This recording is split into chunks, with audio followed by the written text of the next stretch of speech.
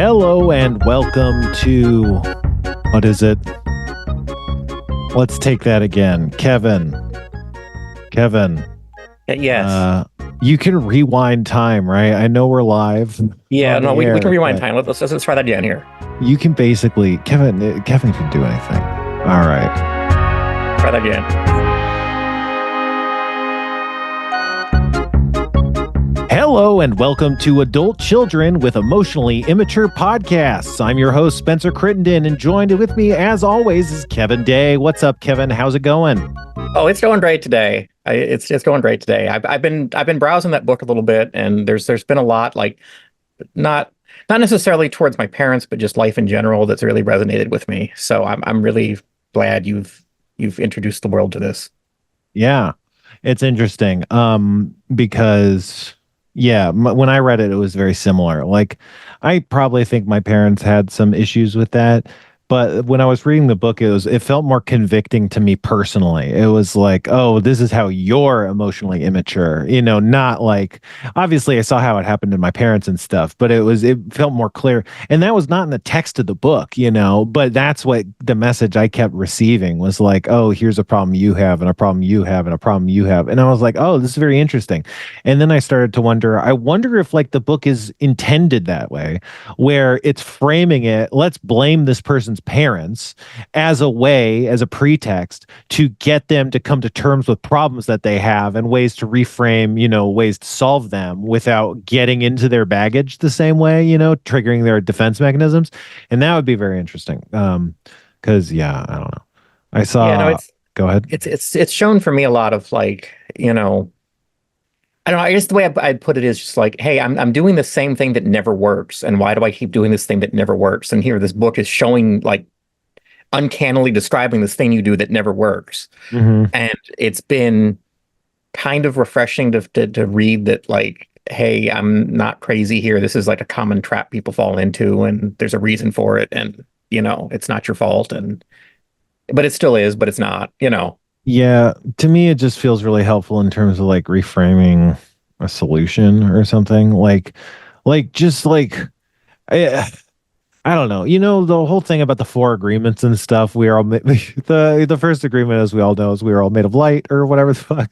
But like the whole point of that is to like give yourself permission to not get pissed about stuff, and when I worked at Apple Store, that was a lot of stuff too. They talk about assuming positive intent, which is like basically the same thing as just give yourself an excuse to not get mad, because here's what's going to happen. Someone's going to cut you off in traffic. You're going to be like, who the fuck does that? And you're going to ask that question earnestly. Who the fuck does that? You ask that question honestly to yourself, and what you do to try to solve that question is you get really mad as you try to like figure out an answer to that question. And instead of trying to solve the answer to the question, who the fuck does that? You could be all like, hey, I'm going to assume in positive intent. Maybe that person didn't see me at all, and they checked exactly the way they should, but somehow the light hit them in the eye. They just didn't see me, and they're not some asshole. Let's assume positive intent. I'm giving myself a trick to not fall into this spiral of anger, right? And I think, anyway, I don't know why I got on that tangent, but I think one of the things that bumps people about AA is the belief in a higher power, right? And I don't know how intentional it is. I'll assume it's intentional, and I'm a genius for figuring this out. And I figured it out on my own. And not that I read this somewhere and someone else explained it to me, but who knows where the truth is. But like, part of it is believing in a higher power is like you're giving up control. You're letting go in internalizing and externalizing. You're changing from internalizing. I'm trusting myself to be able to solve my addiction problems, to externalizing. I'm trusting in God. I'm trusting in an external force. And so I think for people with addiction problems that are going through internal processes to get over their addictions and failing, they're going to be self-defeating and self-blaming in sort of ways. They would have gone and tried to quit and failed and been like, fuck, you suck. And that would have created like a self-defeating pattern that if they try again, they fall into, right? And so their internalized coping mechanisms are not going to solve their process. process. So it feels to me that like AA seeks to use God as a mental construct for a person to externalize this thing that has been an internalized process. And that externalization lets them just opt out of this spiraling that happens. And then when they're opting out, then they can see the clarity to actually grow because they're bypassing that big obstacle. And presumably the other steps in AA are also like that. They're about detangling these defense mechanisms that you trigger in yourself that put you off the wagon, right? And so there's a lot of people that get mad. Like it's like, I don't like the idea of trusting in God or whatever. I resent the fact, but it's like, no, it's you're trusting in this trick that hacks the human brain. You're trusting in hypnosis, you know? And anyway, I've had a lot of thoughts. My brain's been fucked up lately. Thinking too hard. It's like a problem. You ever know about rumination? You hear about this stuff? Rumination? Yeah, yeah. What's your take on it? Well, it's my whole life apparently. It's like ruminations when you're kind of fruitlessly, kind of futilely like thinking about stuff, solutions oriented thinking. Like I could solve this problem, and it's not really. It's just basically like just some sort of like application of anxiety, and it's like, yeah, that's like my entire brain is just that. It's all a rumination. But it's interesting to have heard that word and been like, oh, maybe what I thought was cool is like a disease. And I just am like a leper going around being like, look at me, look at these weird bumps my skin has. I'm like a strong man. And it's like, no, you have leprosy. But you know, I don't know. What's up, Kevin? How you doing? No, I mean, I think you've hit on something there, and then before too, about the higher power and things that like what's hard for me to remember is that the only thing I can control is how I react to other people. I can't Mm-hmm. make somebody else be a better person. I Mm-hmm. can't make somebody else not trigger bad behavior in me, other than the fact that I can control how I react to what they do. Mm-hmm. And that tends to be where I spiral sometimes, is that like I get into this, I don't know, like things aren't going the way I want. So I'm going to either try to seize control of the situation, or I'm going to overanalyze, like, why is this happening? And not actually doing anything that results in fixing problems or, solving things with anybody. So, the thing about there being a higher power, I think also extends to the fact of like, you're not doing this by yourself. This isn't, you're not alone in this. All you can control is yourself. And there are things that are out of your hands, whether it be a higher power or just other people, and you need to accept that. And that's something I really struggle with. Yeah, the concept of locus of control. You know, if you're worrying about things outside your locus of control, it's fruitless because you're spending effort on something that's not going to help solve your problem. So either don't spend the effort or spend it on something that's going to solve your problem. Off of what you're saying, like the healing fantasy of it all is like one of the most important single things in the book I read in terms of applying it to my life. Obviously, it needs to fit into the context of the rest of the book, but it said like if you're sensing distress in a situation, that's a huge red flag that you could be activating a healing fantasy. So think about that. First of all, just sit in the idea that like distress happens all the time. And the idea that anytime you're feeling distressed, that's a red flag that you might be engaged in a healing fantasy, that feels like a huge monumental shift in thinking, right? Like, wouldn't you say?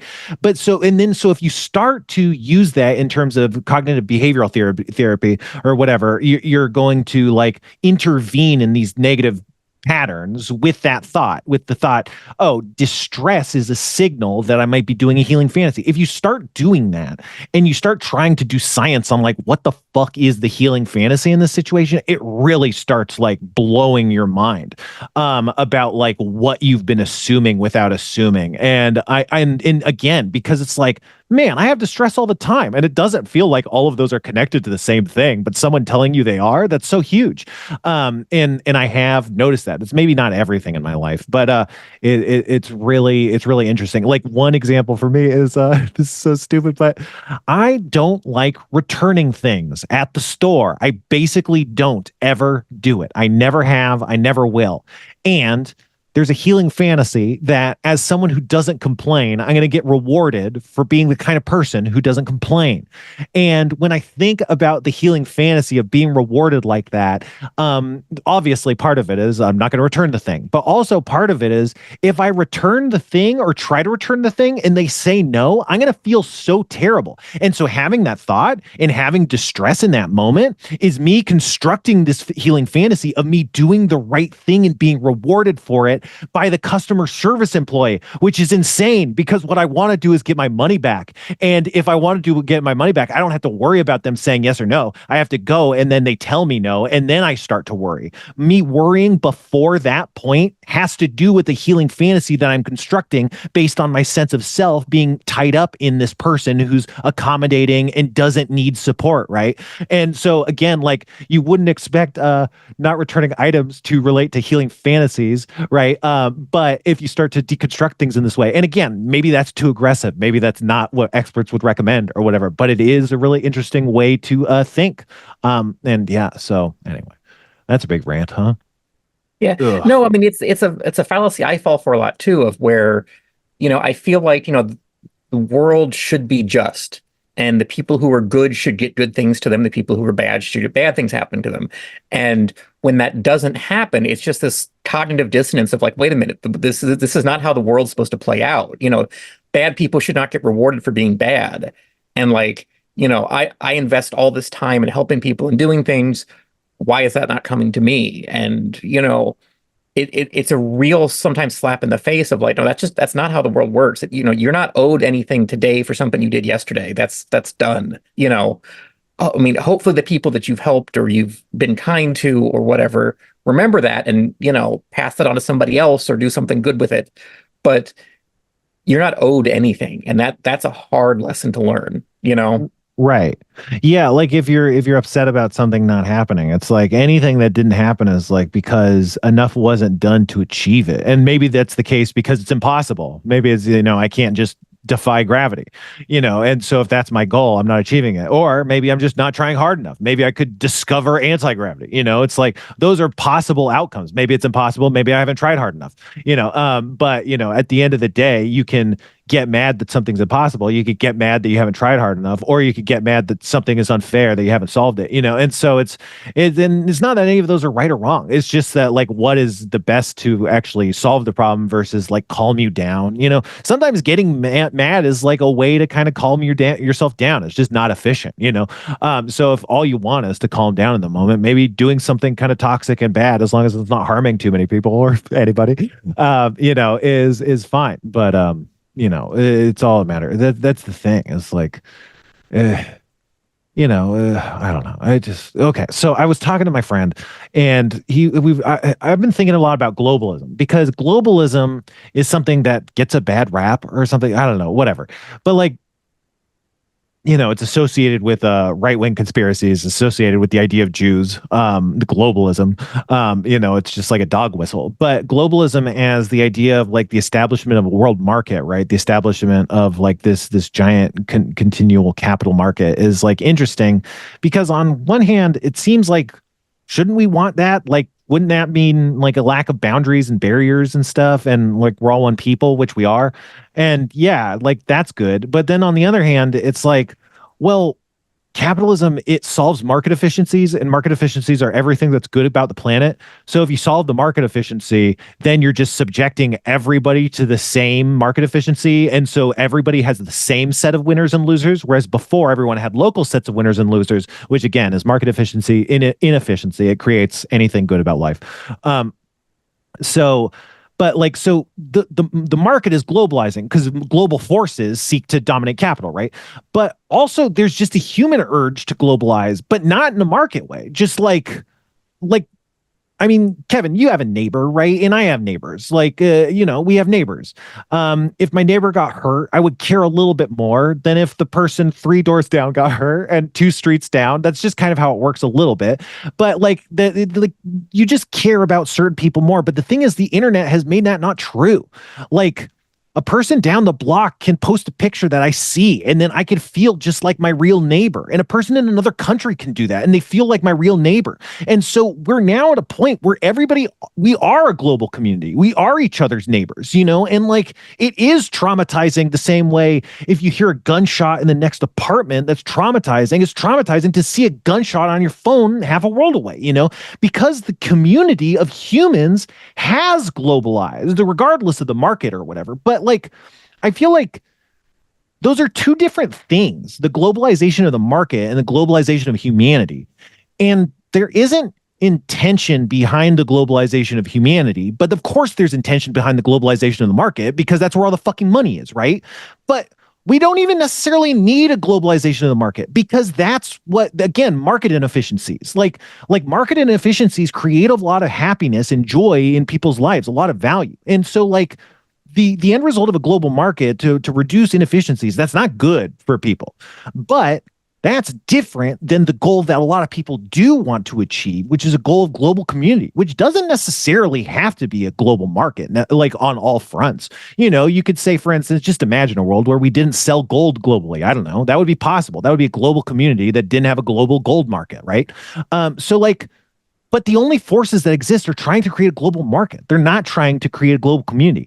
And the internet has created a global community, but no one's doing it on purpose outside of capitalism. But someone needs to, because humanity is trying to become a global community. It always has been. That's what this whole thing, I don't know how much I've told you about it, Kevin, but it's about connection, right? I didn't understand you can just connect and want connection, but humanity wants connection. That's what we want. And that's what the internet is. And so of course the whole globe wants to connect. That's what it needs. But it just so happens that when the market does that, it kills all the efficiencies. It ruins the world. But that doesn't necessarily, and also like maybe the case is that if you connect the global community, it's also very bad the same way it is with the capitalism. I don't know. But I'm optimistic that it's not bad. I think it could be very good. Could be. Who knows? But if it's not good, we better find that out because then we got to turn off the fucking internet, right? Don't you think? Because it's I either agree. good or it's yeah.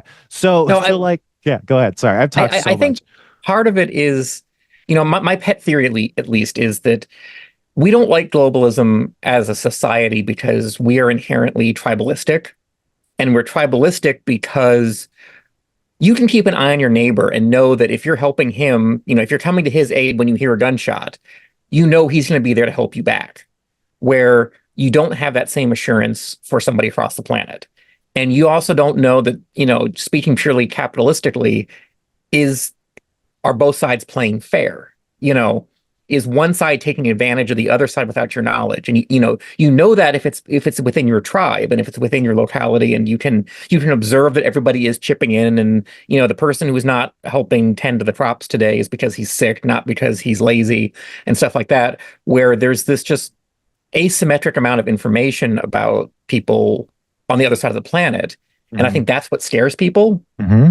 Or, I mean, at some level, I'm sure there's more to it than just that, but that's kind of my pet theory is that, you can't prove that the people you're trading with, in Africa are playing fair. Mm-hmm. And if they are, your recourse is pretty limited. But if your neighbor is ripping you off, you can go over there and punch him. Right. And so that keeps it fair. It does. So let's examine that, right? So tribalism, right? So you and I are a tribe. We're in a tribe called America, right? Wouldn't you say? And yes. America is in a tribe called North America. And so, like you said, we can't know that Africa is playing fair, right? Or we can't know that Kenya is playing fair or whatever, but so like that, like you're saying, that breeds distrust. But why is that? Well, it's because we have different laws. Like you're talking about playing fair. We're playing by different rules, but we're playing with each other by different rules. Like that's not fair. And that's because we're not a global, we're trying to be a global community without a structure for a global community to exist, right? We have the UN. It doesn't really work. Like we have attempts at creating that structure, but they're not effective, right? They don't do their job good enough. They try, but they're just not there yet, because again, they don't seek to create a global community. They seek to create a global coalition of nations, which is different than a global community. And again, I'm not saying that like one world government is good. I'm not not because again, government might be a market. Like we just need to be able to talk to each other and be upset when other people get sick, and we are. Like that's why people are mad about like genocide and travesties, like because we are a global community now in a way we weren't. You do hear about people dying in a way you didn't, like, and that does make you empathetic, and that's what makes us community. That's what makes us family. You imagine, like, I mean, I'm a person who's mostly abandoned my family, right? If a family member watches you get shot and does nothing, is that a family? No, it's not. You can abandon that person. That person has abandoned you. That's not a community. But you can build a community with someone who would do something with you, even if they're in fucking Kenya or something, like, so again, like, there's no reason that our tribe has to be nations. It just is. And again, no one's had the right idea of how to formulate. Again, like, the thing about communism, like, I don't know. Again, like I'm like I talking out of my ass. This is the best part. I mean, this is the podcast, right? But the thing about communism is like I don't know anything. I don't know shit from shit. But Karl Marx, he wrote Communist Manifesto. It's like science fiction. It's like speculative. It's like do this, and he did it because he was selling a healing fantasy to a bunch of people, and he thought they would pay him money. Like, so he's saying, like, let's do this fictional idea. He's selling a healing fantasy, but communism is just like, it's just a way to spend your time. Like, you can do with your time. You can start a church. You can say, I'm tax exempt. You can say, here, give me 10% tithe. You can say, we meet on Sundays. You don't have to be God or whatever. You could just say, I'm going to be a church now. Or you could start a business. Or you could be an artist online. These are things we could do with our time. Another thing you could do with your time is create a commune. That's different than like a revolution. Like the revolution is a healing fantasy, but like a commune is like a thing you could do, like, I don't know. I completely lost my train of thought, but to the, like, so what I would like to do instead of communism is being like instructions for how to create a commune, how to spend your time to create this thing called a commune. Like you could create a thing called a church, like you could create a thing called business, but I would like to do, how do you create a community that builds toward a global community, or how do you build a global community? That's the kind of ism that I would like to invent. And to the extent that all of this is on some big conspiracy board that's all connected, I think that's the conspiracy board. It's like, what is the true globalism, Because again, like, and that's, have you ever heard of World Ship Earth or whatever the fuck?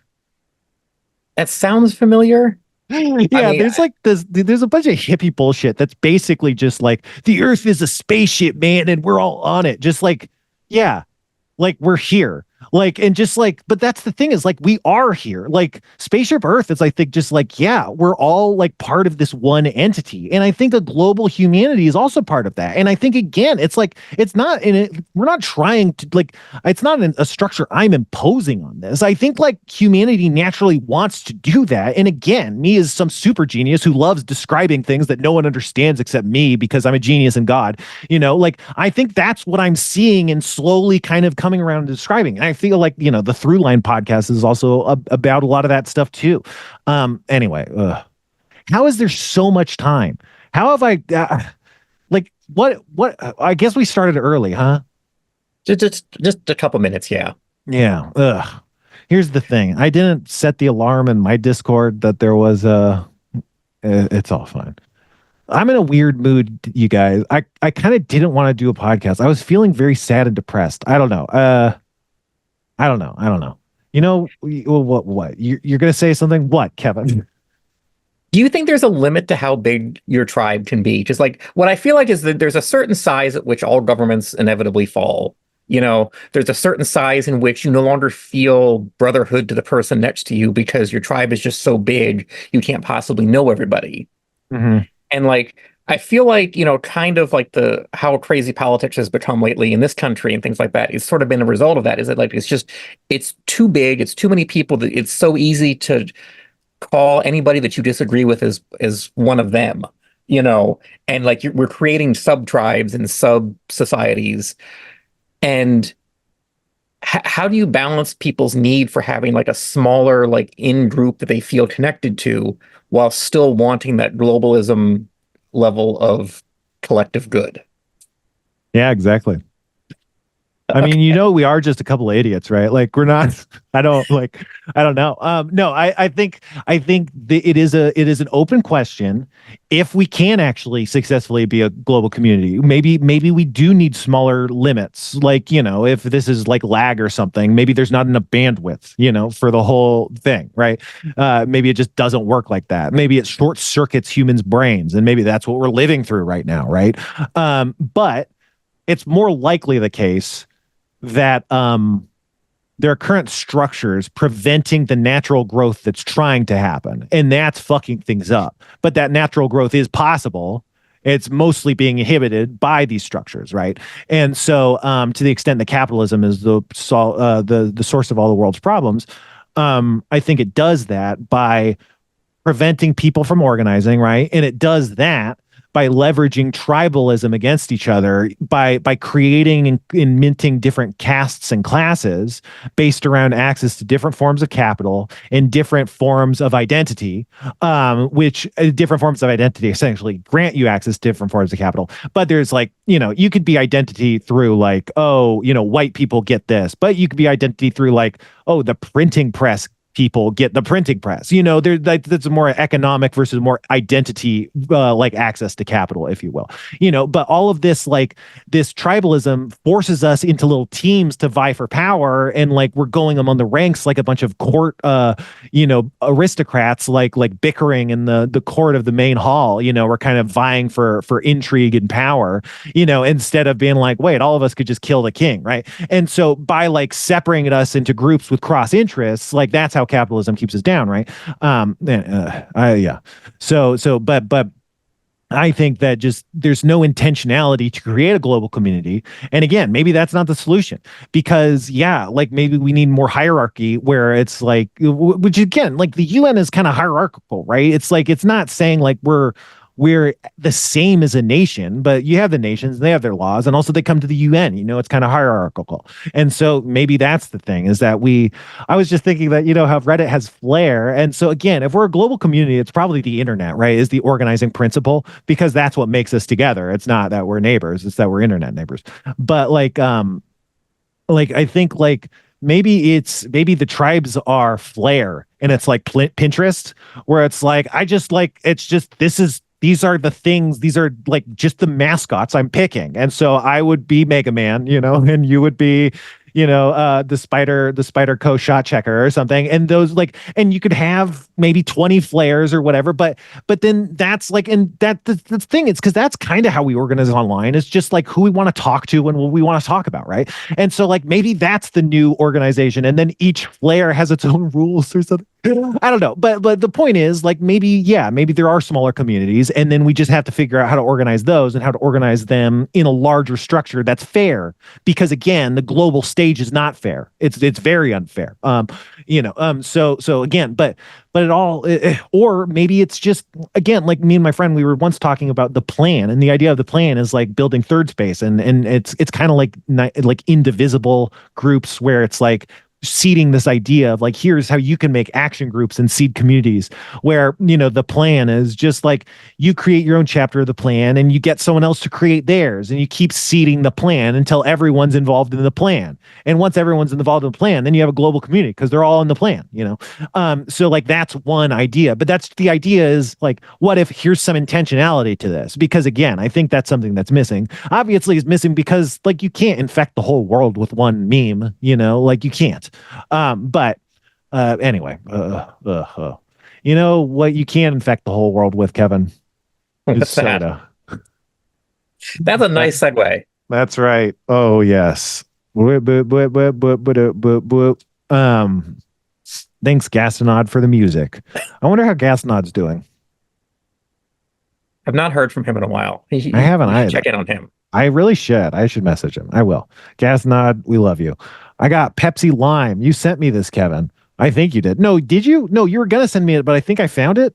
I don't know. I can't remember. I've sent you so many things now. I don't know. And then I accidentally drank it. So I'm not sharing this with you. It might be the case that you sent me one of these. You sent me the lime, but like I got the other. Who cares? No one gives a shit. 45 minutes left. Jesus Christ. I've talked so much. Oh, I guess I've talked for half an hour. Anyway, I've been waking up at 4 a.m, And you don't think about it as like so crazy until you are at noon and you're like, I've been up for 8 hours and it's noon. Anyway, ugh, Kevin, this is terrible. This is the worst podcast ever. Oh no, I'm good at the podcast. I'm good at doing it, and I'm good at drinking soda. Kevin, cover me while I drink soda. All right, all right. So Spencer's trying the Pepsi Lime, which I just found out today has been discontinued. I ran out to try to grab some, and I couldn't find any. And the lady at the gas station says, "Yeah, we haven't had any for a few weeks now." So if Spencer loves this, sorry, you can't get any. It tastes pretty good. It honestly just tastes like cola. So there's an anime that I want to cover on the podcast. I don't know if it's the next one we cover, but it's called Dr. Stone. And it's about basically everyone in the world gets petrified for like millions of years or something. And so that Earth kind of regresses to a primordial state. Um, but then certain people start to wake up from their petrification, and then it's like a Stone Age world. And it just so happens one of the guys who wakes up is like essentially God scientist Wikipedia in a human being, and he just knows all of science. So he sets out to recreate civilization from the ground up, and it's awesome because it's an anime where they're just doing science, and that's all there is. And there comes to be antagonists and stuff, but like most of the episodes are like, oh man, we don't have fluorite crystals. And then like the final set piece and climax of the episode is like, and then we're using science to make fluorite crystals. And isn't science great? And it's like, it's just the best fucking anime on the planet. We're just celebrating science in all of its majesty and the fact that you can just create fluorite crystals out of dirt, you know? And it just like, it just feels like this joyous celebration of science. Anyway, they talk about how cola flavor is like derived from lime and like cinnamon or some kind of like spicy herb.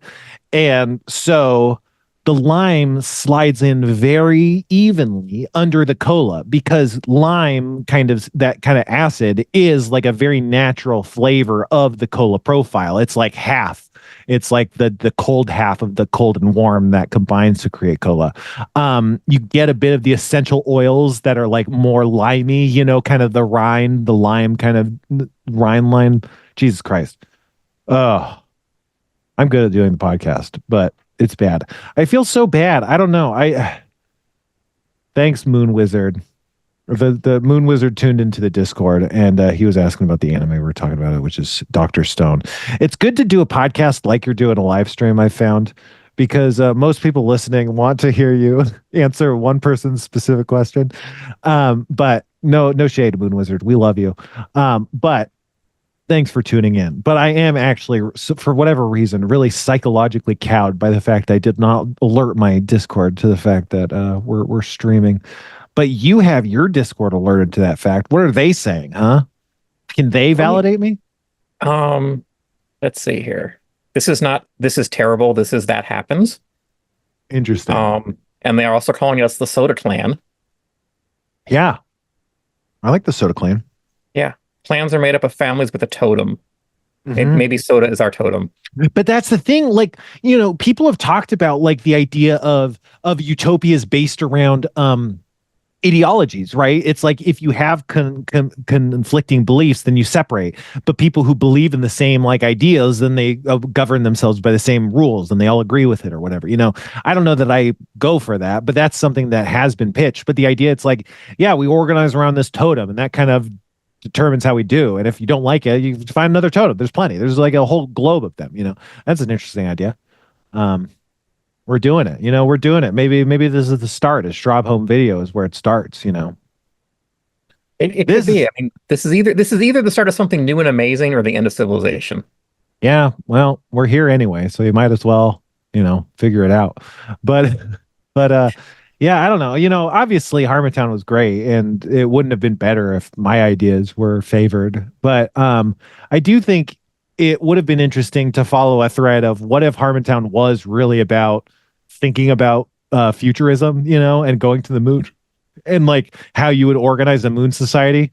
Because, you know, a lot of what I've been talking about today is how you might organize a moon society, right? Or it is more that kind of thought than, you know, Harmontown had. I mean, but Harmontown had that kind of thought too.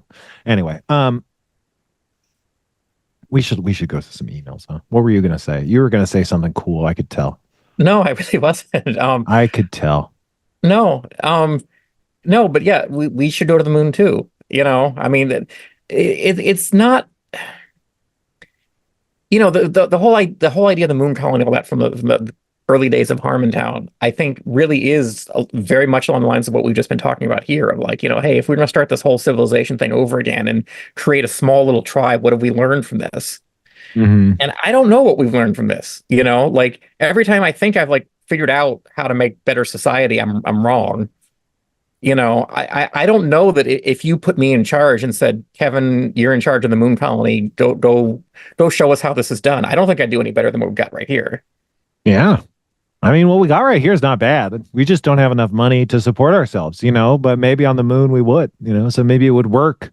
But hey, no, I get it. I agree. I don't think I have all the answers.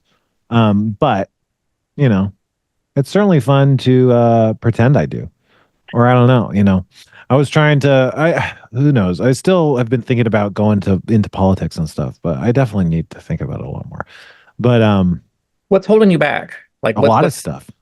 Here's the thing, man. I'm not like a real person. Like I don't like exist. But if you're like if you're in politics, you have to like exist. Like like you're concrete. Like people will be like, here you are. Like, and then you become concrete forever because you're a known quantity, Like it's not like you can kind of go dark and change your name and reappear somewhere else. But functionally, people reinvent themselves all the time. But like I feel like if you go into politics, then suddenly you're like, who knows how set in stone I already am in that sense. But I mean, do you see yourself in the future being a fundamentally different person than you are today? no, I just see people publicly flogging me and me not enjoying that, you know. No, that's fair. And Yeah. you don't have to say you want that. No, I know But that's the thing. It's that's the thing. It's like how much of it's a healing fantasy. But yeah. well, I mean, I think there's a big part of you that wants to do good in the world. Yeah, And exactly. there's so few ways that people can do mass good other than like, devoting the precious moments that we have of our life to helping other people. Hmm. And I would see you going into politics doing that. Like, I don't think that's a healing fantasy so much as just actually putting yourself to good. And there's a big difference between those two that's kind of hard to see from the inside. Yeah, but then the question is locus of control, right? So if I can control how I feel about myself without pinning that to changing some political reality, then I'm kind of like focusing on something at least on the edge of my locus of control, if not outside of it, when I could be focusing on something much closer. So then to the extent that I am focusing on something that in less in my control, then it like is maybe a little bit of a healing fantasy. But then that's the other thing is again, like this through line podcast. Jeez fucking Christ. But there was an episode I was listening to a lot of episodes that were blowing my mind today. But there's an episode about dreaming that was talking about how this is just like a guy's theory, but if you think about it, it makes so much sense. But like in the beginning, dreaming was religion because you didn't have the science to differentiate waking reality from dream life, right? So like imagine you have a dream and like a big crazy monster man comes to you and says you have to kill your son. Like how do you know that's not reality? How do you know that part of your reality isn't that in the dream world you go to some god realm and gods tell you stuff and those are real gods, right? And so then you wake up and you're like, Jesus Christ, that monster is gonna like do something if I don't follow its commands. And so like there's just an extent to which like dreaming has always been in like our religious lives as like just a thinking entity, maybe just by nature of the fact that we didn't have the science to put it out of our mind. Obviously, we had the common sense to be like, this isn't happening. Otherwise, there would be continuity in dreams, right? So they're not like, I'm so stupid, I think dreams are real. But it's just like, I don't think there's necessarily the distance. And so obviously all cultures had like dream interpretations and stuff. And I think it's like, yeah, because like the shit matters. And we don't know that it doesn't. And so, but so stuff that's like, I thought about humanity, but also Harmontown's talked about a little bit is like, but I've talked about it on the podcast, is like, humans humans like tell lies and stuff and they believe fantasies and like I was thinking about like I always talk about it in terms of like, oh, if you believe you can jump over like a cliff, then if you jump and you make the jump, then you survive and you pass off this belief gene to your kids. But also I think like part of it's like dreams. Like a dream is like a lie and that it's something you believe and that it's not true. So it's like part of our brains like just creates things that aren't exactly reality and believes in them. So it's like that's dreaming, you know? It's so like dreams are like so inherent to what humans are and how our creativity works and how we solve problems and stuff. And yeah, I don't know. And just the idea that healing fantasies are tied into dreams, it's like, yeah, well, like maybe it's not all bad. Maybe like all creativity and all of our drives and motivations kind of all tie into like our dreams and our fantasies and our beliefs and where we want to go in life. And so, yeah, in that sense, it's not all bad for to have healing fantasies because you could have a healing fantasy that you cure cancer and then you can cure cancer, you know? So it's not impossible. It's just all a matter of I think it's just all a matter of understanding the language and how to talk about it the right way, you know, because then you can think about it right and then you can actually leverage it the right way instead of getting distracted. Hypothetically, if I were an expert, I wouldn't be thinking the wrong ways and applying these ideas in the wrong directions. I'd do it in the right directions, you know, and my confusion comes from not knowing exactly how to direct it. Jesus Christ. I can't believe how much I'm talking. But that's the podcast. That's the whole point. That's what's so crazy. It is. People are choosing to listen to this right now. Yeah, but not even that many. And it's kind of they're doing it to make me feel better. Like and they aren't, but like I don't know. It's been weird like coming to terms with the fact that my performance is like more out of like just this kind of dynamic that's existed more than because it's like my authentic desire. It's not my authentic desire. It's just like, you know, it has its own momentum. Um but I don't know, you know, because I like performing. I like talking about this stuff. I like doing this, but I just don't know how, you know, if it's yeah. At least the who knows how the anime podcast is either. It's because I have the same thought about the anime stuff, and the anime stuff's about something. You know, it's not just nonsense, but it feels the same. We'll figure it out.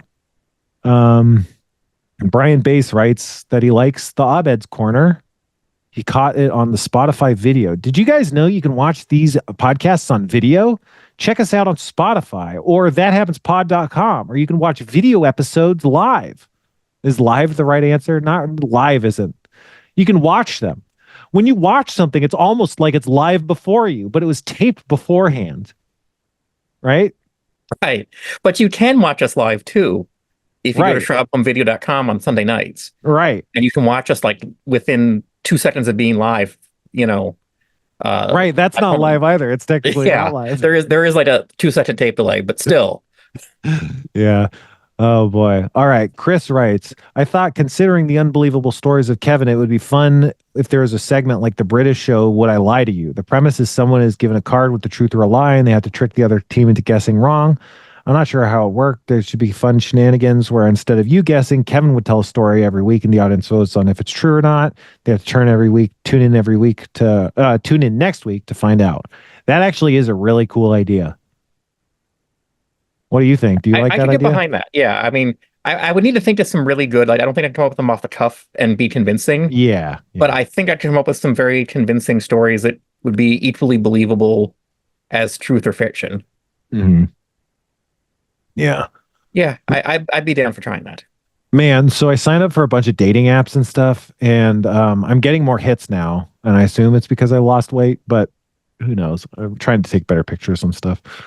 But I've been, yeah, I've been getting more hits, but it's not going well. But it's just that's the thing. It's like it's all bad. Like you don't get any matches, it's bad. You get matches with people you're not attracted to, it's bad. You get matches with people you are attracted to, and they unmatch, it's bad. Like it's all bad. It's all bad. But I got so many matches or people liking me or something. And then here's the thing is it's a scam. They said like you're invited to this new app called The League, and The League costs like $100 every week or something. It's like, oh wow, I really did it. I've like matched into this higher tier of using this thing where you can't use it. Thank God now I can pay more money. But You should let us, as the listeners of the show and fans of Spencer, write your profile for a dating app and then do a test to see if our profile does better than the one you wrote for yourself. Yeah, I'm sure it would. I mean, I like the kinds of I don't know. I ugh, I okay. I gotta be super vulnerable. I will read my profile because I had this idea. It's true, but also it's cringy. But I just had it, and I was like, I don't know. It seems like it'll be a good profile. Like, so I don't know. But let me. Where can I find it? Where? How do I find it? But I don't know. So here's the thing. It's not good, and I'm not. Okay. Ugh, I can't. I don't like being vulnerable. Here's the thing. I'm very honest about this podcast, but I'm honest about stuff that like does not bother me. Like it's like I for you, like a lot of people, I assume they're like, I could never admit this stuff. But to me, it doesn't bother me. But this actually feels like just this is like right in the target of the kind of thing like I would do not like talking about. But okay, so here's my self summary. Oh my God. And I know it's bad, but shut up. Just everyone shut the fuck up. Just shut the hell up. Go to hell. This is the last episode of the podcast. I'm a writer working on making stuff happen out here. I like hiking and comedy, and I play nerd games. I used to work for a famous writer, and I got to go on tour with a live comedy show. But now I'm trying to figure out how to be creative and performative on my own, and not as an extension of other acts. I want fellowship with women and to laugh at their jokes. I want to have fun dates or make light friends and see about finding deeper connections if possible. I want a relationship with someone who I can feel safe with, who I can feel seen by, and who makes me feel valued and useful through my support and communication. I like teamwork. I would love a partner. And that's my profile. And I think like obviously there's probably a lot to not like about it. But you know, I think there's something that is interesting there. And now I will not think about it so I can continue existing. I Um, think that was really good. yeah, I Well, had it kind of fully formed. Like it hit me pretty strongly, and I was like, this actually seems like decent, but you know, I don't fucking.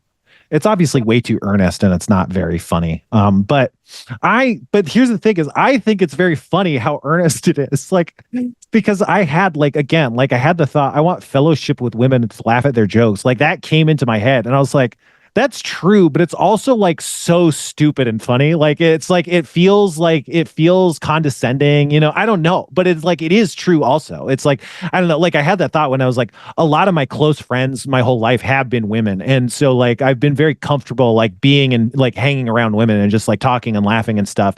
And it's not like I don't do that with my male friends. It's just it's a completely different energy. And I was thinking about that recently. And so yeah, anyway, Cody writes, first time, long time. You know, I've been listening since Harmontown, and I'm a huge fan of you, Spencer. Whenever you talk about your mental health struggles, I relate to a T almost every time. Hearing you speak to it is comforting. This is not while I'm emailing forever. I'm writing in about the episode Have a Reread Day. It seemed familiar to me, but I couldn't put my finger on it. I was biking to the work in the morning, and I listened. I was listening. You told a story of a guy working at a restaurant, checking an order of tofu and trying to say, have a really good day. And he said, had a reread day.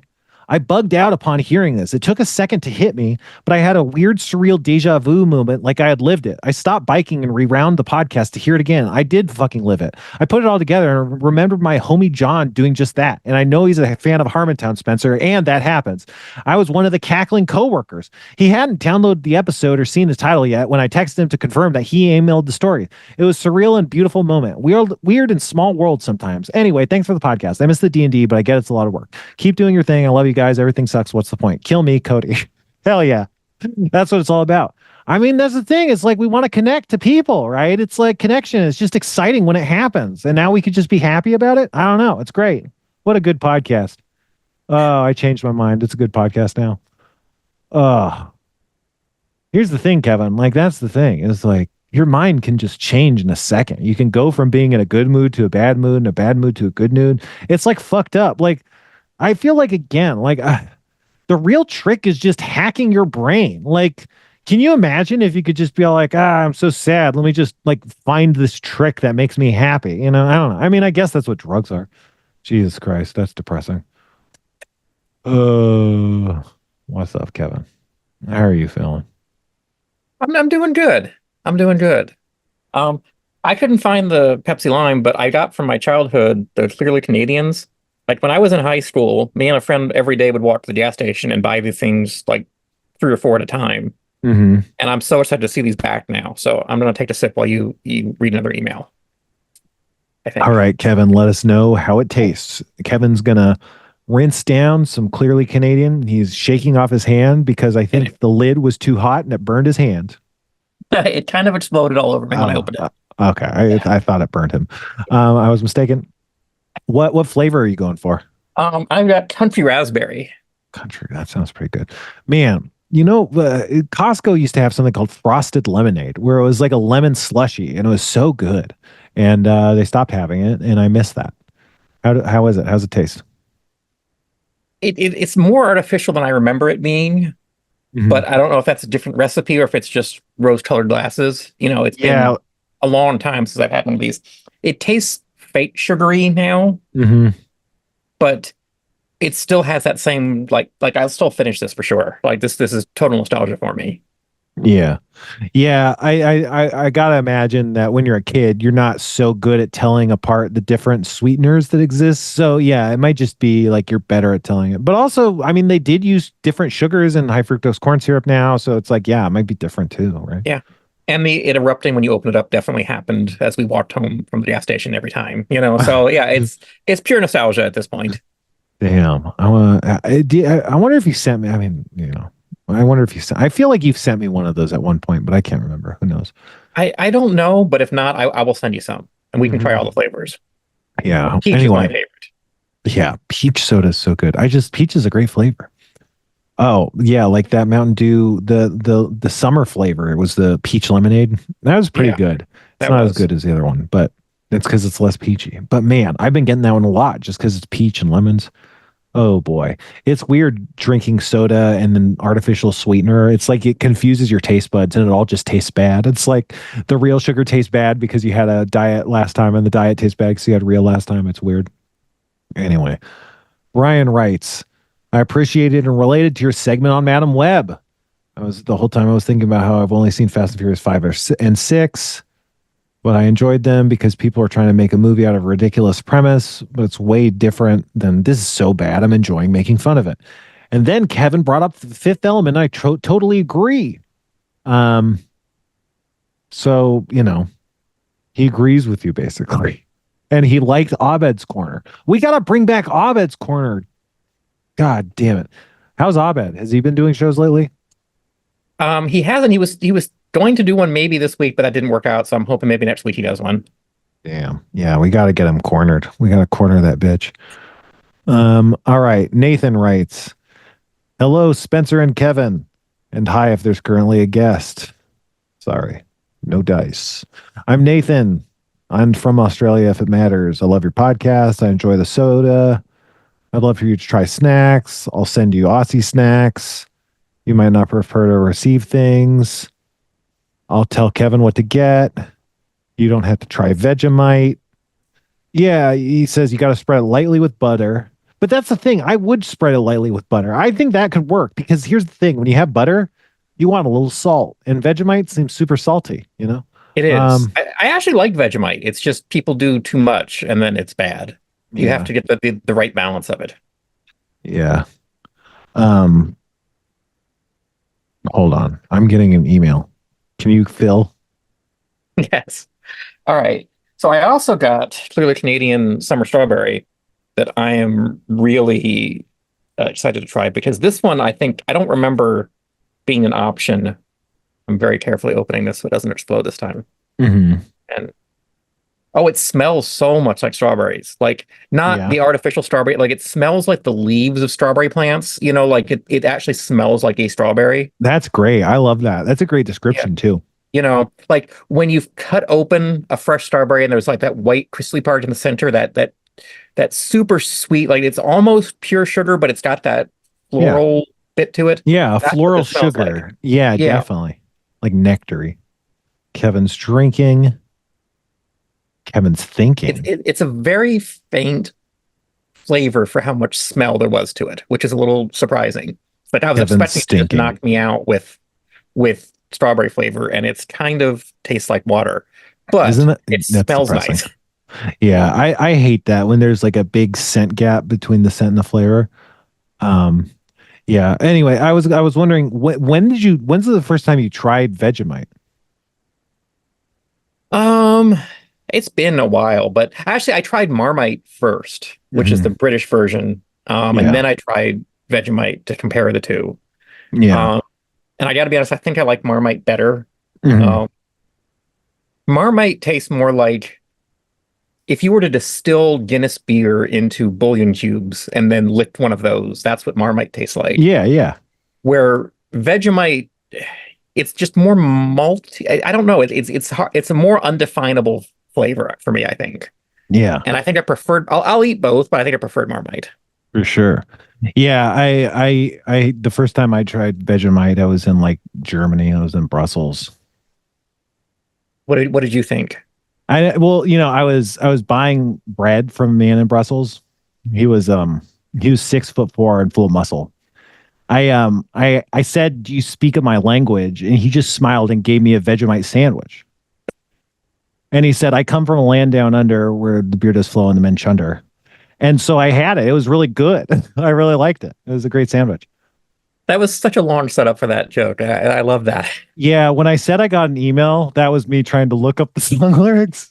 If you're keeping track at home, but I used to listen to British radio when I had a job at a used bookstore, and they did a lot of fun jokes. And one of the things they would do is they'd call up their friends and try to read as many lyrics of a song without getting them like without them noticing. It's like a really fun like radio kind of DJ kind of game. Man, over there they fund the radio. Can you imagine? Like they Yeah. pay for it to get made. They Yes. pay for it to be good radio that you can listen to. It's amazing. I used to listen to it at work and being like, the government of Britain is paying for me to enjoy myself at work. Ugh, sorry. Ugh. What did you think? So not as good as the raspberry though, the strawberry. I'll smell the strawberry one all day long. I just don't know if I want to drink it. But Mhm. it could just be that I got overpowered by the smell and I'm not tasting the subtle taste to it. I don't know. Yeah. Yep. Good podcast. I love to burp. I've been cooking lately. I've been cooking stuff in my air fryer. I roasted pork. I made Dutch babies. I don't know. We got to talk about. Oh, I got the bubble throat. Can you hear that? Listen to me. I Yes, sound crazy, huh? Do you see? Look, do you see this cat? I There's do. a cat. My roommate is cat sitting a cat, and it's crazy. It's like having a cat. It's also crazy because she's like Jason a little bit, but she's also like Jason was a lot like me, where Jason was really anxious and skittish and high strung, and I was too, and so we were a good match. But this cat is very confident and does not give a fuck. And she's not super aggro, but she's definitely more aggro than Jason is. And so it's just kind of funny because she's like a black cat and she kind of hangs around where Jason does and like goes around. It's kind of like Jason's ghost is like an asshole, kind of, it's pretty funny. And since, it's just cat sitting, eventually the cat will disappear. And it's like the ghost finally left, it's this very bizarre situation. I've been enjoying it though. It's nice. And also my roommate has a dog and it's nice. It's nice to have animals. It Ugh, is yeah. How are your dogs? enormous. Uh, just we have two big golden retrievers, brother and sister, that are still, I mean, they're 2 years old now, but they still act like they're just way too big for their body and don't know what to do with their legs, and like they're just awkward and trip all over things, and it's just like their brains think they're small dogs, even though they're enormous. Like they grew so fast, their brains haven't coped with that knowledge yet. Mhm. And you know, one of them still can't get past the idea that she no longer fits underneath the table in the living room. Like she still tries and like bangs her head every time because Oh when my she was a God. puppy, she'd go hide there and now she can't. And that's been a year and a half since she was small enough to fit under there and she still thinks she can. Mhm. They're just awkward and weird and but they're goofy and fun and very, Yeah. very patient with the 6 year old in our house. Like so gentle. Like I don't know how dogs know this. They just know to be gentle around children, you know. At Yeah, least dogs do, you know. it's definitely very strange. I would imagine maybe it has something to do with the fact that, we've lived side by side with dogs forever or something. But it's like, Yeah. yeah, they definitely seem very good with babies. Like not Yeah, all like dogs certainly, but it's very noticeable when it happens. they'll be rambunctious and knocking chairs over and running around and all this, but then like they'll see her sat on the sofa and then very gently sneak up and just like the the boy dog, he will just like as gently as possible like rest his nose on her leg. That's as much as he'll touch her, Yeah. and just sit there and just his tail wagging, just happy as can be for as long as she'll let him do it. And then as soon as she gets up, he's back off running around being crazy again. hmm It's touching to watch them interact like that. Yeah, definitely. I mean, it's connection. I think like a thing about addiction is like it's your brain. I just going in circles. I gotta like whatever, but it's your brain like trying to have a relationship, trying to connect with a thing that's not a human. And so because it's not a relationship, it's not having an interaction, it doesn't deliver the proper like chemicals to like finish the interaction. So it's again this is broken loop, and that's what I don't know. That's like philosophy. That's the thing. It's like I have a lot of shit like this. Like, what do you do? It's like unless you're like a weird Jordan Peterson guy and you're trying to sell a book, like there's not a lot to do with thoughts like that. They're just shower thoughts. They're just high ideas. Um. Anyway, Jack writes. Hey, Spencer and Kevin. First, I wanted to say that I'm very sorry to hear that you had to put down Jason. I also had to put my cat down last year, and I can sincerely relate to the grief you were feeling. It fucking sucks, man. Um, I wanted to thank you for interpreting another one of my dreams. I think you're right. Um, I had the dream while I was on holiday in Thailand, and we were clashing and experiencing tension. So it sounds like I did a good job. Another thing about the dreaming thing is like it's so human. Like we're creative, we come up with ideas and we dream about our problems and we dream about our desires and our fears and the problems we're having. And that's our brain kind of coming up with solutions. And then we wake up in the morning and are like, what if you had a box that you could put your voice into, and then you solve a problem. And it's all like, again, it's just all this shit's connected. It's crazy. It's all alchemy. It's all alchemy. What else? On a different topic, I wanted to ask what your thoughts were about you having ADHD or not. I decided that I would do some level of ADHD. I decided I have some level of ADHD, but I don't have assessment. I've encountered resistance. They think that through the internet and social media, people are being brainwashed into believing they have it. This seems like a classic thing. Classic knee-jerk reaction when people with new definitions come to the surface. What's your take on this? Yeah, so like again, like I think like to the extent of the loop, it's like I do think this kind of is happening because I think everyone is just trying to explain their uh like experiences and they're drawing connections and they're saying like, can we classify this as something? And I think everyone is alike in a lot of ways, and like we can classify things in infinite ways, and who knows what the best ones to do are or aren't. I think if we have neurotypical traits then and neurodivergent traits, then that's more relevant than if we are or aren't neurodivergent, right? Because if I have sensory issues, let's worry about my sensory issues. Let's not worry about if I'm a box labeled green or a box labeled yellow. I have sensory issues. Let's work with that. And if you're an autistic person with sensory issues, let's work on that. And if you're an autistic person without sensory issues, doesn't fucking matter, does it? So like which classification is important? Yellow, green, or sensory issues not? So like I think like I don't know what the right answer, but I think there are people that are like, oh, this sounds like me. I must be in that box. And like, no, it's just you also have sensory issues. People have this. This is a normal thing. It doesn't mean you are or aren't. It could mean that, but it just doesn't. Anyway, what else? Uh People, man, we're so far behind. This is in May. Ugh, Jason died in May. I don't know when Jason died. I guess in April, huh? But yeah, these people are just saying, I'm sorry about Jason. I guess this was when I was really sad on the podcast, huh?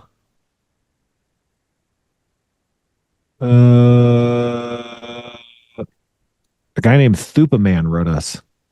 Oh, it's like Superman, but said with a lisp. Man, we have so many emails to go. How's this going, Kevin? How are you feeling about this? What's the Discord saying? Let me get this. I like emails. I like hearing what people are thinking about this kind of thing. It's really I don't know. It's enlightening to feel like there is a connection between the people, us talking and people listening, because it's so detached when you do a podcast like this of not being able to, there's no studio audience, there's no applause after you say something funny. It's Yeah. really hard to know whether you're connecting or not. And it's nice to hear that sometimes we are.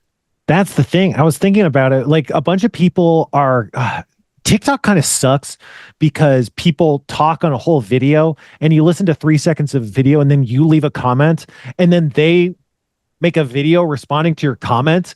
And then like, so it's like this very asynchronous style of communication, and all of the internet that's not face to face live is asynchronous in that way. And I think that's very destructive to community. Like it prevents like this podcast on Throughline, it was called like the story of we, I think. But it was like it talks about how like algorithms distort the idea of a shared consensus reality, right?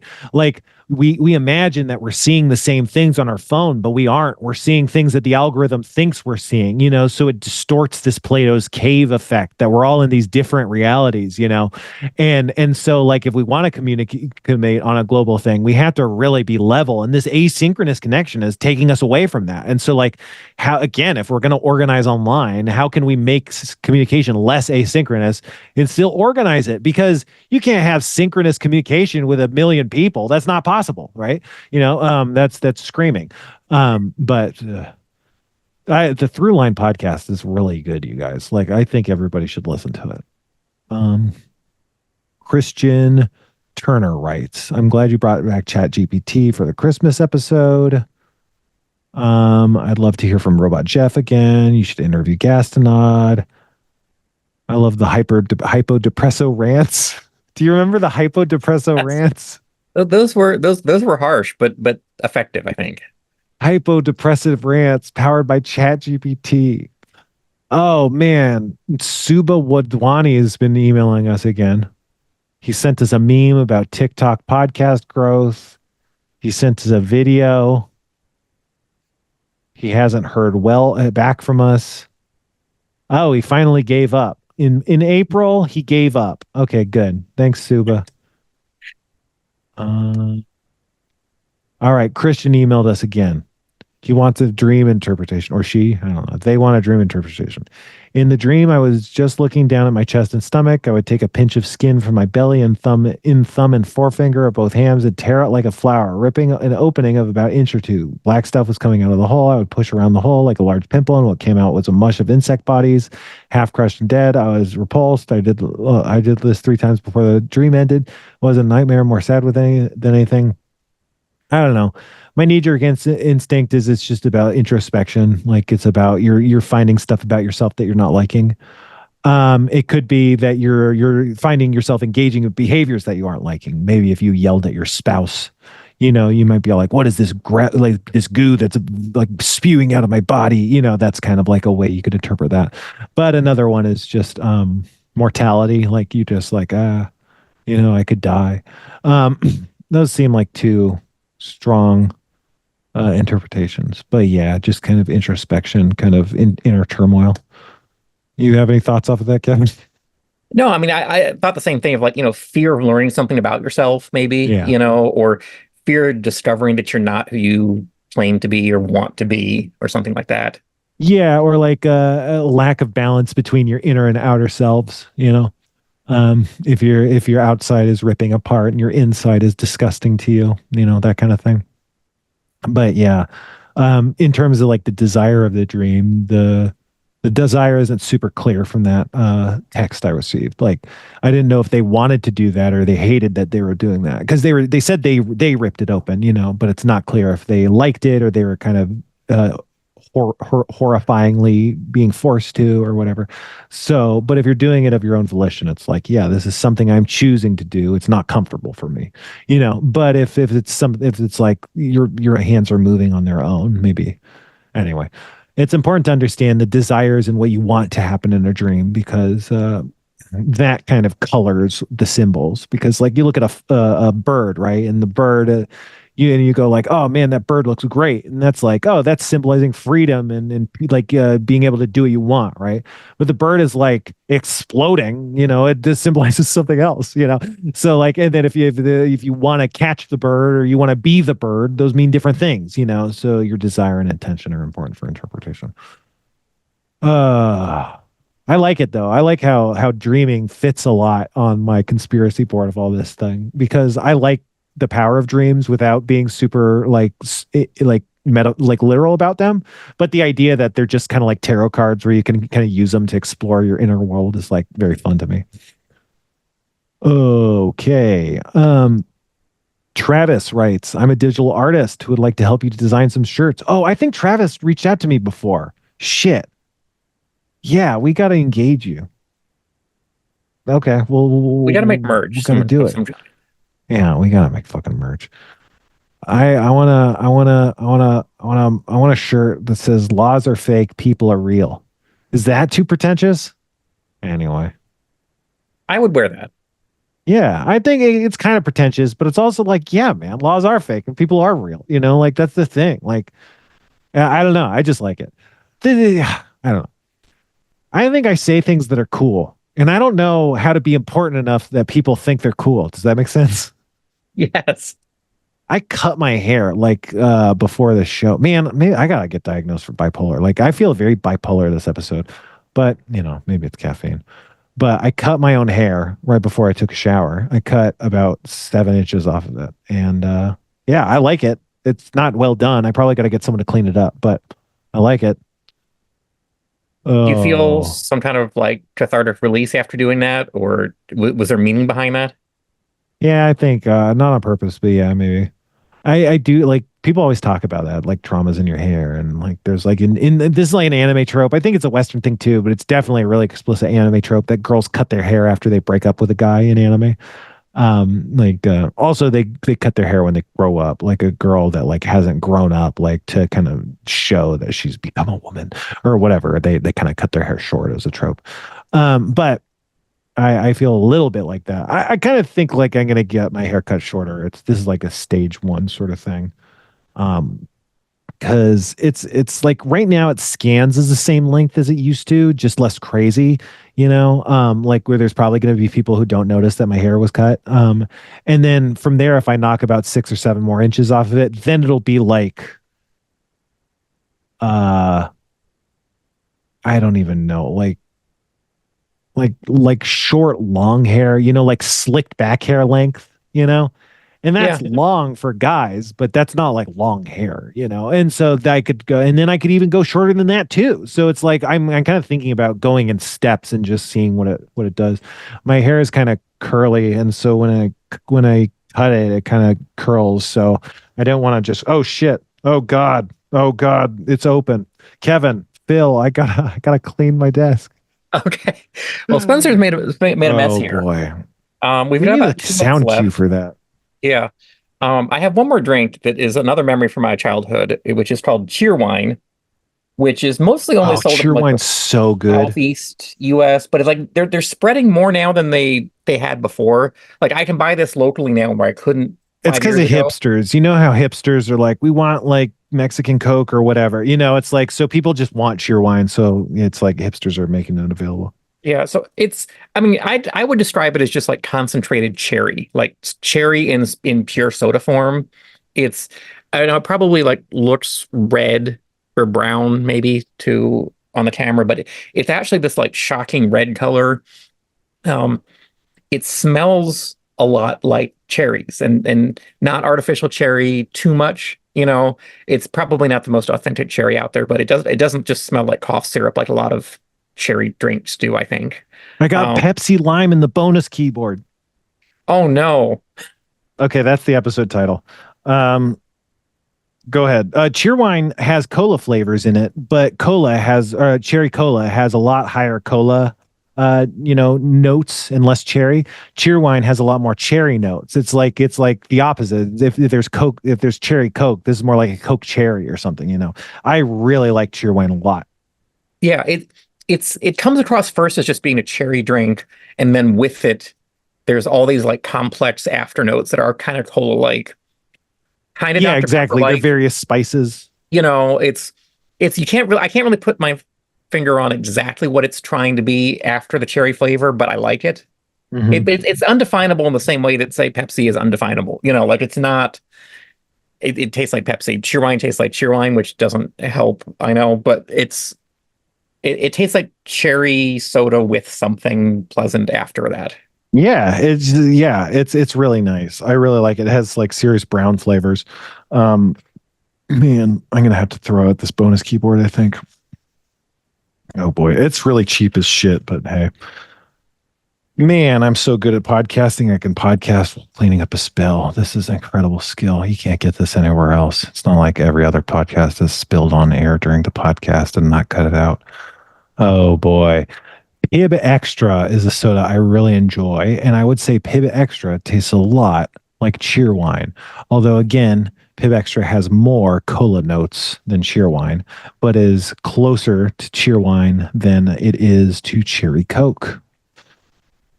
Pib Extra is really good. Everyone loves it. Oh, what if this podcast was about Pib Extra, huh? Instead of Mountain Dew Major Melon? Wouldn't that be better? No, I think we caught fire there with Major Melon at exactly the right time, Yeah. and had enough of Jeff on the show at the time to have him horrified about what we were doing. Yeah. That all worked perfectly, and I don't think we could recreate that with anything other than Major Melon right now. Yeah, I had a Baja Blast. Like Baja Blast is like available in stores now, forever, I think. I had a Baja Blast Zero today. I guess that's racist now. Yeah, politics. Um Boy howdy. Okay, here's the thing. Everyone says Biden's old. Biden's old, whatever. It's fine. Biden can be old. He's allowed to be old. But I don't think the Democratic Party would have rallied around Kamala if Joe Biden was really old. I think Joe Biden was like holding out and not getting forced out of office by the Democrats. I think he was like, if I leave, you need to rally behind Kamala. You cannot like squabble and do an open primary, whatever the fuck. Like that's my belief. I guess we'll know the truth or we won't because no one cares about Democrats because they're not the main characters of the news. But like that's my headcanon. I really think that was the problem. I think AOC had that video where she kind of went on Instagram Live and talked about all this thing. She didn't quite say exactly that, but I think she signaled there was a lot of uh like debate about what they should do and there wasn't consensus and that was why she was so freaked out. um so I think like I think the thing that solved the problem was they got everyone on board. And despite the fact that they got everyone on board, it's not a sure thing yet until the convention. But I think it's basically settled now in a way that was very unlikely to happen. And I think that wouldn't have just happened unless a lot of like very savvy politicians weren't preventing utter fucking chaos because that's what always tries to happen. Jesus Christ. So man, where we're in right now, I couldn't possibly have predicted it would be that smooth to where we are now. And now we can just have a laugh at JD Vance fucking couches and stuff. But man, I really just I don't think it's the case that like, oh, this just happened and everybody was worrying about nothing. Like I think a lot of people, including a lot of powerful Democratic donors, were very mad that they didn't have as much influence as they wanted. And because of that, they were threatening to functionally destroy the Democratic Party right before the big election. And I think we avoided that because some unknown group of people were the adults in the room and they handled things very well. And I'd like to believe Biden was part of that, just because in terms of the power structure, he would have been one of the power holders that would have had to be involved. So either it was him or someone puppeting him. But it's not the end of the we're not out of the woods, but man, seems like we dodged a bullet, huh? Man. I mean, yeah, and also just like I was talking about this. I mean, and Hillary tried to attack it, but like these people are fucking freaks, dude. They're fucking freaks. You just gotta bully them. Like they're fucking That's why they turned out. Like, here's the thing: these people were bullied because they were fucking freaks in a bad way.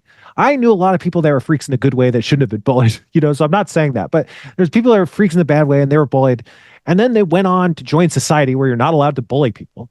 And then they just got power because you weren't allowed to bully them, even though they were bad freaks. And then they had power. And then society developed, and now you're not allowed to say that Republicans have done anything wrong ever. And so they're just going around killing people, and you're like, this is good. Otherwise, the media will say I'm lying, and that's just such this crazy thing that the only thing that breaks it is being like, no, man, you suck. No one likes you. You smell. It looks like you wear diapers. You wear makeup. You don't have hair. Your hair is weird color. Your body looks like it goes backwards. You can't raise your arm above your shoulder. You don't know how to pick up a cup of water. You seem to be genuinely afraid of stairs. Like it's fine to whatever. I think it's fine to bully bad people. I don't know. I have a lot of baggage about being fat. So, people always say like, oh, if you call Donald Trump fat, he won't see it, but your fat friends will. And I'm like, yeah, I saw it. I'm not mad because like I'm fat and Donald Trump's fat. And I don't think my friends are mad at me for being fat. I think they just want to insult Donald Trump because he's fat. Like, I don't know, man. Wow, I'm on a tear. This is crazy. This is bad. I need a podcast. I need a podcast. Someone give me a podcast stat. Oh, what's up, Kevin? I have to say, like, I try not to get too political, but like this is the most consistent, organized messaging I have seen from the Democratic Party in forever. Yeah, I agree. And they all seem to be working towards a greater goal rather than all sort of just scattered doing their own thing, which is not something I'm used to seeing. Yeah, and I'll tell you this, I don't think it's that the people up top got really good. I don't think that's what happened. I think that people on the bottom started talking to each other using things like TikTok, because TikTok, there's a lot of good conversations happening on TikTok. It's like really annoying and cringe and weird, but it's like TikTok's the new Twitter. The people are there and they're living and their life is happening on TikTok. The global community is on TikTok. And it's great. But the conversation happened. So I think Project 2025 spread on TikTok. Like, it wasn't the media telling us about it. Like, people struck out and they told each other about it. And then they did that so much, the media was like, hey, I don't have to do my job to write a story about this. Everybody wrote the story for me by talking to each other about it, because the media is so fucking shitty these days. They don't want to work anymore. So you have to tell everybody the story so the media covers it, which is obviously, it's the putting the cart before the horse. If everybody knows, you don't need the media to tell them. But I think it's definitely good that political messages, like the JD Vance couch thing, like Kamala Harris's campaign, she was like, JD Vance is weird. She didn't say JD Vance fucks the couch, but she was capitalizing on that marketing. Like, I don't know that they would have necessarily had the thought of like capitalizing on that way without seeing the signals that we were sending on the ground. Right. And so that is really encouraging because we are talking to each other about real things and it's breaking through to the mainstream conversation. That's what's so crazy about this, dude, is that people said something about a Republican. They said JD Vance fucks a couch. And what normally happens is people go like, wait, that's something that would be bad for Republicans. So clearly that's not true. So we're just going to ignore it because it would be bad for Republicans and we're the news and what we do is help Republicans. So we're not going to play into that. But some weird thing happened where someone said JD Vance fucks a couch and someone was like, wait, could this be true? And then they went from there. They didn't start with, no, this is bad for the Republicans. They went, could this be true? Let's look into this. No, this is not true. We better fact check this false. Oh, fact checking this false was bad for Republicans and my boss got really mad at me. But like that all happened because someone was like, wait, could this be true? Instead of like neoliberalism, which is what always happens, and isn't that interesting that like when it's JD Vance, somehow like people take our claims seriously. It's not just neoliberalism. Oh, what a good podcast. I'm having a good time. I'm not looking at the clock. Oh shit. How long have we been off the clock for? About 5 minutes. We're fine. Oh my God. That's our show, folks. Thanks so much. This is a good podcast. It's so good. We didn't even run out of time. We ran out of time. Jesus Christ. Patreon.com/the Sixler. Get our name in the credits. Kevin will add you to the credits. Give me money to afford a better haircut. And if you know sexy ladies, enjoy. Have good for you. Fucking what? You want to fucking brag about it too? Jesus Christ, just enjoy yourself. Fuck. Goodbye.